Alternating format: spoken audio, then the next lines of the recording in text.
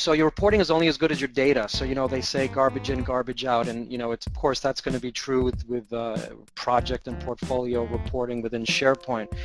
So you want to make sure that all those data entry points throughout your SharePoint sites that are used for projects, that people are grooming that data. You know, you have some sort of a process in place to make sure that folks are keeping it fresh.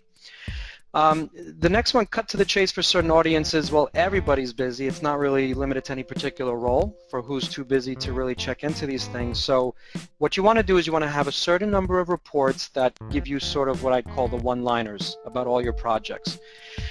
Others could be more detailed. You know, of course, there are people who need to get into the weeds, who kind of look, you know, need to look at the trees, not just the forest, but keep in mind that you do have folks that can't do that.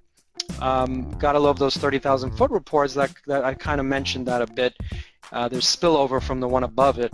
Again, I'd call those one-liners, you know, but a nice single page where you can roll up information from all of your projects with just a little bit of scrolling up and down to get, you know, to get all that information that you need.